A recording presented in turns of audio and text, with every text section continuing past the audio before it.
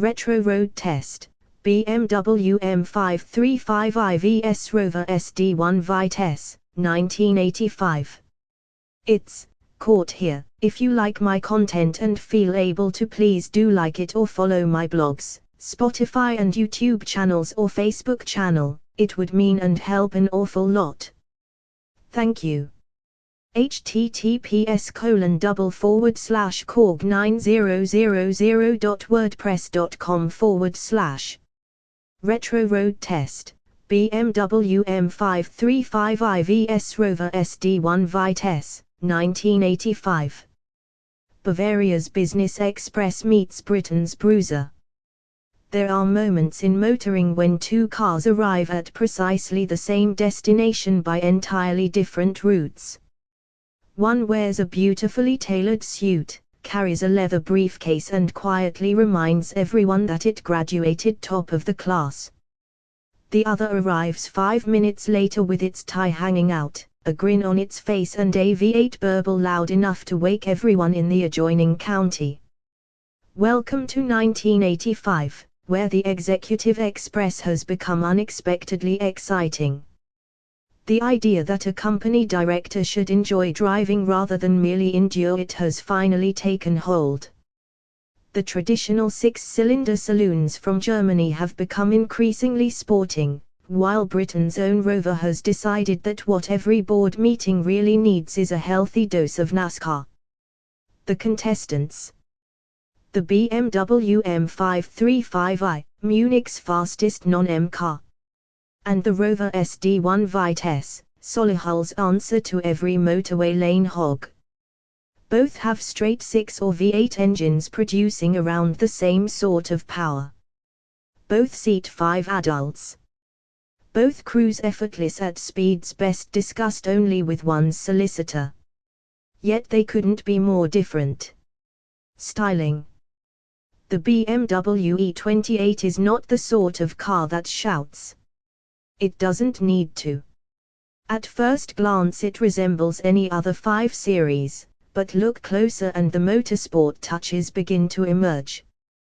There's a purposeful front air dam, discreet rear spoiler, deeper side skirts, cross-spoke alloy wheels and just enough badging to let fellow enthusiasts know you're not driving an ordinary 520i. It is restrained. Civilized. Very German. The Rover, meanwhile, appears to have been styled by somebody who looked at an Italian hatchback and thought, "That's lovely, but could we make it twice as loud?" The SD1 still looks astonishing nearly a decade after its introduction. The long bonnet. The dramatic fastback roof. The shark-like nose. It resembles something designed for chasing criminals rather than attending shareholders' meetings. The Vitesse version adds front spoiler, side skirts and handsome lattice alloy wheels, although it somehow manages to appear even more aggressive than before. If the BMW whispers successful accountant, the Rover bellows off-duty police inspector. Winner, Rover, simply because it still turns heads in a way the BMW never quite manages. Inside. The BMW demonstrates precisely why German ergonomics have become the industry benchmark. Everything falls naturally to hand. The driving position is excellent. The instruments are crystal clear. The seats grip without resembling torture devices. The quality of assembly is exceptional. Every switch clicks with engineering precision. Every panel aligns perfectly and there isn't a squeak to be heard. The Rover. Well. The Rover tries. The Vitesse receives handsome sports seats and attractive instruments, but material quality remains inconsistent. Some switches feel reassuringly solid. Others feel as though they were borrowed from the bargain bin at Lucas Electrical. Panel gaps continue their independent foreign policy. Some plastics are distinctly agricultural. Yet there remains something wonderfully airy about the SD1 cabin. Visibility is superb. Rear accommodation is generous. The enormous hatchback makes loading luggage laughably easy. It is vastly more practical than the BMW. Provided the tailgate actually shuts first time. Winner, BMW for quality, Rover for practicality. Performance. Now things become interesting. The BMW's magnificent 3.5-litre straight-six develops approximately 218 bhp, driving the rear wheels through a delightfully slick 5-speed gearbox. 0 to 60 miles per hour arrives in around 7.2 seconds. Top speed hovers around 143 miles per hour. The engine is an absolute masterpiece. Silky smooth. Effortless flexible. It pulls from little more than idle before charging enthusiastically towards the red line with an expensive mechanical snarl. The Rover employs its faithful 3.5-litre aluminium V8, now producing approximately 190 bhp in Vitesse specification. It reaches 60 miles per hour in roughly 7.5 seconds before continuing towards around 135 miles per hour. On paper the BMW wins. On the road, the Rover feels considerably faster than the stopwatch suggests. That glorious V8 soundtrack convinces your ears you're approaching Le Mans. The BMW simply gets on with the business efficiently. The Rover makes every acceleration feel like the opening lap of the British Touring Car Championship. Neither could honestly be described as slow. In fact, both will comfortably embarrass many dedicated sports cars. Handling. Here's where the philosophies diverge dramatically. The BMW behaves exactly as Munich intended. Turn the wheel. The nose obeys instantly. The steering possesses remarkable feel. Body control is superb. Grip appears almost inexhaustible. Everything happens progressively, predictably and with reassuring precision. It flatters competent drivers while gently educating less experienced ones. It is wonderfully balanced. The Rover approaches corners rather differently. You don't so much guide it as negotiate with it. The steering is lighter. Body roll is greater.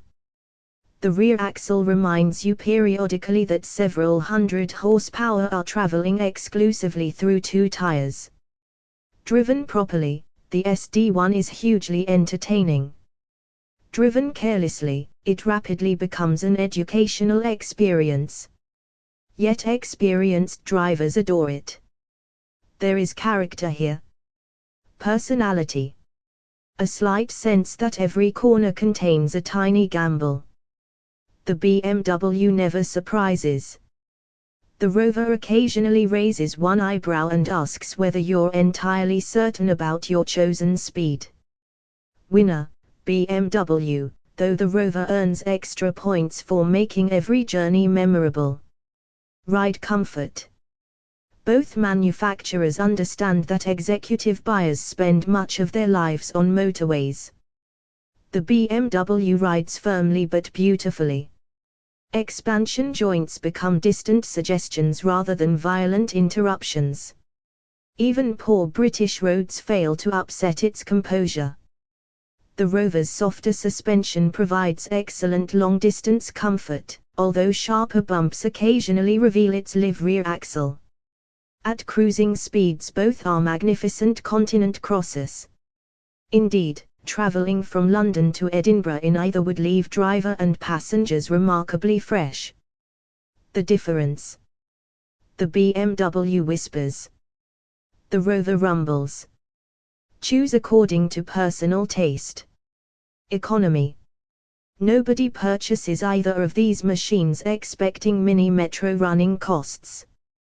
The BMW generally manages between 22 and 26 miles per gallon. Driven enthusiastically. Rather less. The Rover typically returns 18 to 24 miles per gallon, depending largely upon how frequently one indulges in that glorious V8 soundtrack. Fuel economy therefore favors Bavaria. Petrol stations, however, will become familiar acquaintances whichever badge adorns the bonnet. Reliability. Now we arrive at the difficult conversation. The BMW possesses engineering integrity that borders upon obsessive. Mechanically it is tremendously durable. Routine servicing generally rewards owners with extraordinary longevity. The Rover. The Rover has improved enormously since the troubled early SD1 years. Build quality at Cowley has taken significant steps forward. Unfortunately, improved enormously still leaves occasional electrical peculiarities, trim issues and quality inconsistencies. Many owners enjoy years of faithful service. Others become unusually well acquainted with warranty departments. Mechanically, the big-derived V8 is exceptionally tough. Everything surrounding it remains rather less predictable. The BMW therefore wins comfortably. Ownership experience. Here's where logic becomes complicated. Owning the BMW is deeply satisfying. It starts. It works. It performs magnificently. People respect it. Everything functions exactly as intended. It's rather like owning an expensive Swiss watch. Owning the Rover is different. You forgive it things. You become oddly attached. You'll find yourself making excuses for its occasional eccentricities because every journey feels like an event. When you park the BMW, you lock it and walk away. When you park the Rover, you glance back over your shoulder just once more. Not because you fear it's broken. Simply because it looks magnificent. The verdict. These two cars perfectly represent their respective nations. The BMW M535i is engineering excellence. Everything has been measured, calculated, refined. It is devastatingly competent in every conceivable situation. If you were spending your own money with your head firmly in charge, you'd almost certainly buy the BMW. It is simply the better automobile.